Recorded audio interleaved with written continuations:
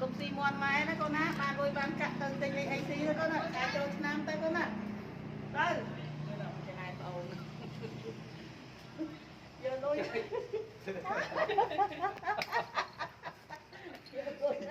giờ lôi cho tình anh xí công ty mòn Gỗ đen mới nè. Gỗ đen.